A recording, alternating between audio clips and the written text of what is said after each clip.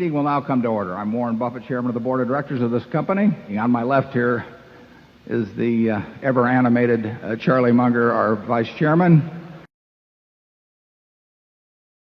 When we look back on this era, you will see this as a period of enormous amounts of wealth transfer. But in the end, the only wealth creation comes about through what the business creates. There's no magic to it.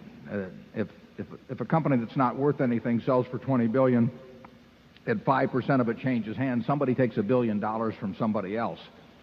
But investors as a whole gain nothing. It's the same principle as a chain letter. I mean, if you're very early on a chain letter, you can make money. There's no money created by chain letters. In fact, there's the frictional cost of envelopes and postage and that sort of thing. So the net, there's some money destroyed a little bit.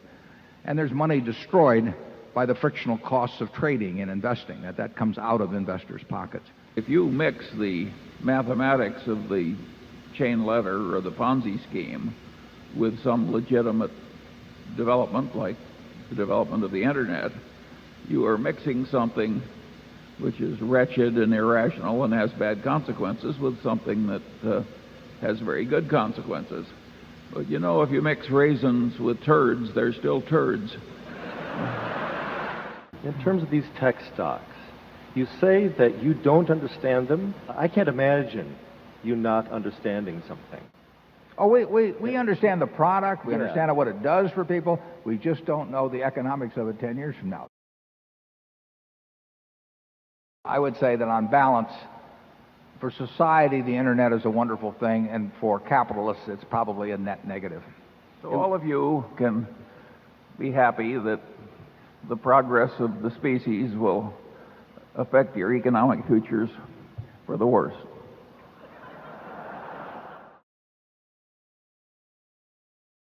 No compensation committee in America will be listening to a consultant who walks in and says, I think your management should have an arrangement that ends up in them being in the lower half. And if no one wants to be in the lower half, believe me, the median is going to move up. I mean, there is no way around that. I mean, these people meet yearly or more often, and they sit there with a proxy statement of every other company in their business, and they say, well, gee, we need a management at least as good as this, and how are we going to attract people and all this other stuff. And it'll only ratchet upward. I don't think it's money so much. Sometimes I just think it's ego. They just can't stand to see some guy that they think is batting 280 and they're batting 300, and he's getting paid more money. And that process is endless. And I'd like to hear a little bit more on your philosophies now that Berkshire Hathaway is more and more buying companies, on this, how you make sure that it's true love and how you pick people.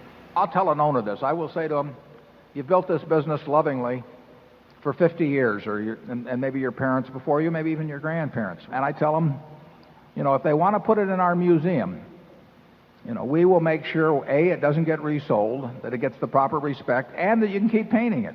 We like to think that we're the Metropolitan Museum of businesses, and that we can get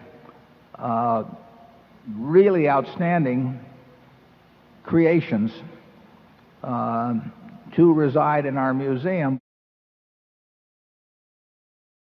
I think our culture is very old-fashioned.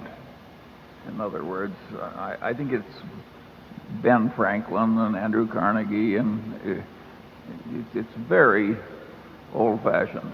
And what I think is amazing about Berkshire is how well these very old-fashioned ideas still work. We don't get imitated much. I mean, we're imitating, the behavior of a period that has been gone for a long time, but I don't see... A lot of the businesses we buy are kind of cranky like us and old-fashioned.